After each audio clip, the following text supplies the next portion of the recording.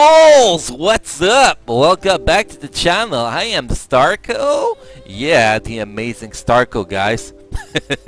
Hey, so today we are going to go with finally my review about Jane Grey, guys. We're going to go with, you know, my impression of Jane Grey, the build, the optimal setup you should have. Then we're going to show some gameplay. Guys, we got wall boss, invasion, we got timeline battle, we got story mode on autoplay.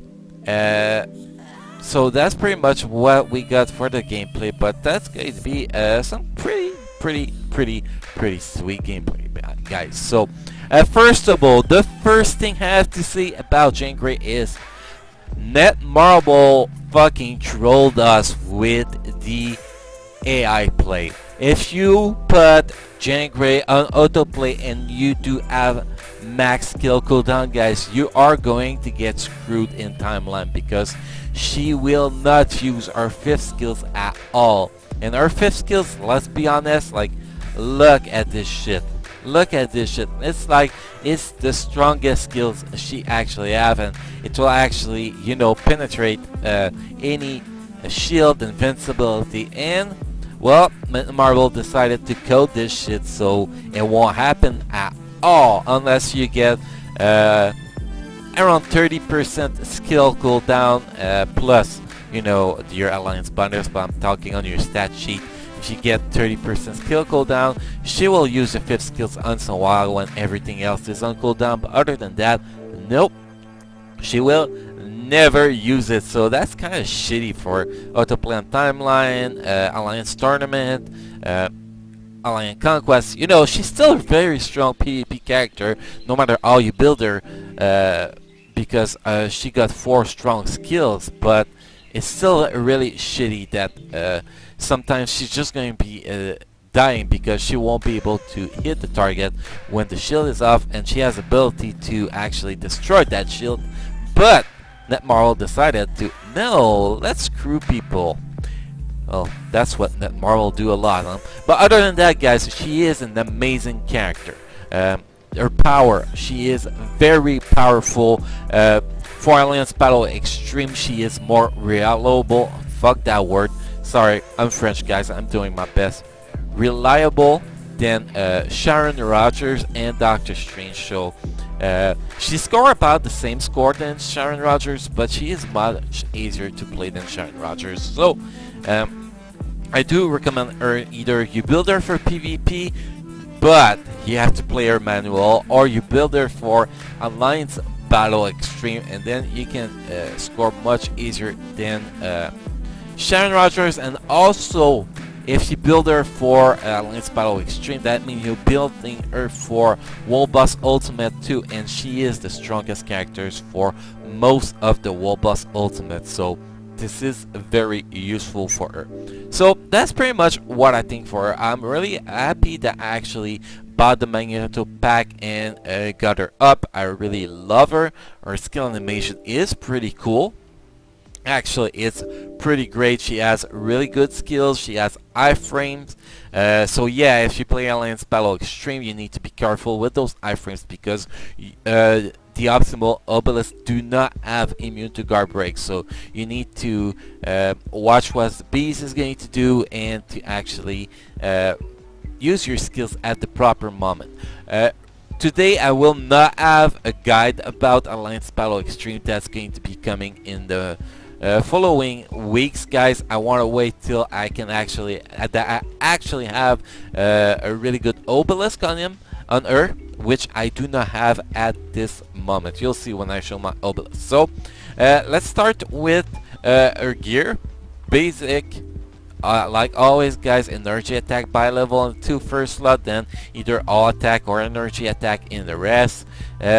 All defense in the 2nd gear. I don't care, it's boring gear, nothing useful in there. 3rd gear, you want to go HP by level in the 2 first slot, at least 190% or close, then HP for the rest. In the 4th gear, you want to go with what the fuck you need, man. If you need skill cooldown to max your skill cooldown, well, it's your priority number 1. Then you go with ignore defense. Then you go with critical rates, critical damage. Those are the 4 stats you actually want to get up with your fourth gear. For the Euro, as you can see, I did not set my Euro yet. I just threw some shit the other day to help her a little bit in PvP, but that's pretty much it. So what you want to do for Euro or Odin Blessing or whatever you want to call it, guys, it's pretty simple. In each gear you want to put 2 energy attack Euro. Then in the 3 other slots you have on each gear, you want to put the same stuff as you do same priority as you do on the 4th gear. So max skill cooldown, then maxing your defense, then I try to max your critical damage while getting your critical rate up a little bit. Like if you get max critical damage, you want to be able to bring your critical rate around 45% at the same time. So that is what you want to do with her gear. If we go with the Obelisk, my Obelisk is actually not bad, really useful in PvP to be honest, and if I ever wanted to actually farm mission 12-8, that will be really easy because of the invincibility cross. But the optimal Obelisk will be double fire damage with increased damage plus, or fire damage with critical damage with increased damage plus, or fire damage in your defense and increased damage plus, depending on your in your defense basically. But the 2 important stats you have on the Obelisk for our girl here is to have fire damage and increased damage plus. Those are the stats you want to have. So right now I'm having this one because I quite like this one as a, you know, while I'm building another obelisk. So I'm keeping it for now, but I am going to be working on a new fire obelisk pretty soon to get her something really strong to be able to use her in Alliance Battle Extreme. And as soon as I do that, I will be able to take her out and practice her and, you know, make a Alliance Battle Extreme guide with January. So that should be coming soon. Usually I'm pretty lucky with my Obelisk. It takes me about a week or 2 to get 160% plus damage plus. So just keep an eye on the channel for that part, guys. For the ESO set, guys, well, ESO set is pretty simple. You want to go with either Overdrive or Power of the Angry Oak. You want to avoid Hawkeyes as much as you can unless you have very low skill cooldown on your card. So you go with sorry, babbling guys again. Both Overdrive and Power of the Angry Oak will give you attack cross, 20% base. It can go up to 40% all attack. Basically, Overdrive and gives you more critical rate, critical damage, while Power of the Angry Oak is going to give you attack speed with critical. I think it's critical damage. Not sure. I don't always remember that. Let's check it to make sure, guys. So we'll see the difference. You see Hawkeyes get dodge and cooldown duration. That is crap in most of the case, guys. So that's why we try to avoid it. Okay, here, Power of the Angry Oak, you get attack speed and critical rate, while Overdrive you get critical damage and critical rate. This is why on Jean Grey Overdrive is better, as she does not need the attack speed because of her 5th skills, I believe, right? Yep, 10% all speed, so she doesn't really need it. The rotation I actually recommend for when you're using her for whatever you're doing. Well, first skills you should be using is your 3rd skill, because it will give you guard hit. It will combine damage, so it's going to do some extra damage. Then you want to change with the 2nd skill, so it's going to time freeze your target, especially war bosses. It's going to be really useful. Then you want to change with your 5th skill and your 4th skill, and if you have nothing else left to do, you use your 1st skills. Now do this, still do some good damage. Also, when you are fighting in the PvP, as you want to save your 5th skill if you play on manual for whenever the opponent is going to have his invisible frost. That frost, then you pop the fifth shield, the fifth skills, and boom, dead. It's pretty funny to see those Wolverine that thinks they're cool because they got invincibility obelisk, and they just can go whoop, disappear, man.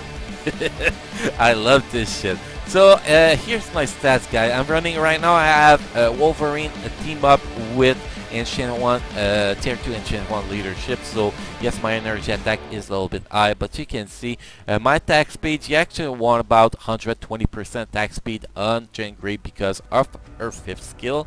My critical rate, critical damage is terrible, that I'm going to be building that with Odin Blessing. In your defense, required to have 50%. Then we have fire damage 59.53%, but you have to count that we do have tier 2 enchant 1 that increase all element damage by let's just check, make sure so I don't provide a false information here, guys, by 25%. So that's why you see 25% for every element here, and a little bit extra for the fire damage. So those are the base stats. Reduce skill cooldown. Skill cooldown, you want to go with 36% like usually. Wait a minute, I gotta change all that, man. Let's change it live while we do the guide. I didn't used to have that much skill cooldown on there, so let's skill cooldown retard critical damage here. We're gonna pop all critical damage. So that's pretty much the stats I have. So first, get your skill cooldown to 36%, then in your defense 50%, attack speed to 120%, critical damage to 186%, and critical rate to just make sure how much she gets from her skills here. She get 45% critical rate, so you need like 16% critical rate, and because you get a bonus from your alliance too. So that is 16, no, 14% because you need no, 16, sorry guys, I'm derping here. You get 14% from alliance bonus if you alliance level 30, so you want to have a 14. I have a little bit extra, so I'm going to go like for my obelisk, no obelisk, for my Odin Blessing. What I'm going to do is I'm going to go with full critical damage, 2 euro in each gear, 2 energy attack in each gear, and I'm probably going to go with a recovery rate to help me in PvP in the last gear, since I won't need critical rate, I won't need your defense, I won't need attack speed, and I won't need skill cooldown. So I gotta put something there, which is going to be recovery rate, and I'm not really going to be caring about getting 5 gear amplify. I'm just going to be looking for at least the 4 slots I actually need, which are physical, energy attack, and critical rate, critical damage. So that's pretty much it for Jane Grey, guys. She is pretty simple, she is pretty strong. Next, guys, well, if you want to watch it, we're going to show some gameplay. We have a few things here, guys. Let me just make sure that I'm telling you guys the good stuff here. We are going to do we have normal alliance battle, we have timeline, we have wall boss, we have wall boss invasion, and we have a story 12-8 on autoplay with Jane Grey. So guys, we're moving to the gameplay, and I hope that you are actually enjoying this video.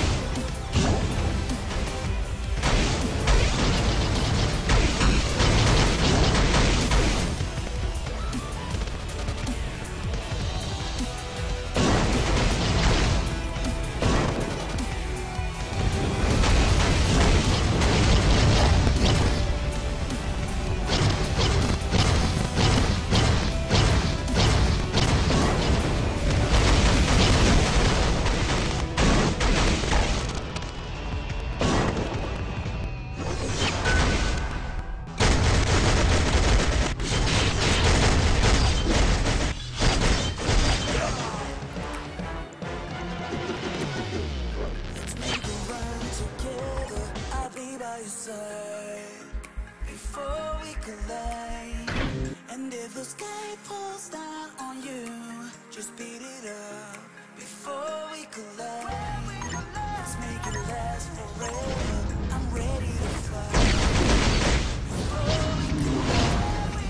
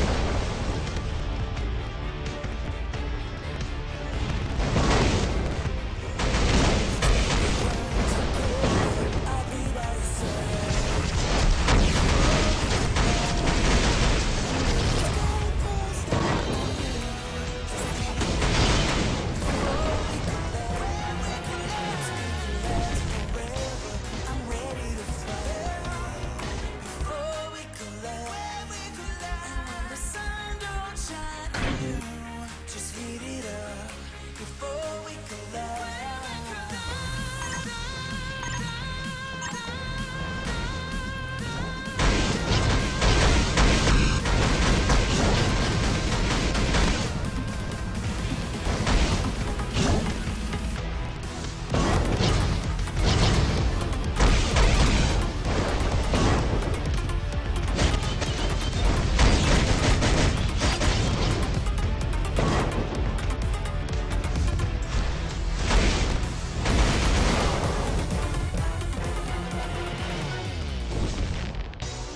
Thank you for watching, guys. Don't forget to subscribe, like, share, and watch the ads on the video to help support the channel.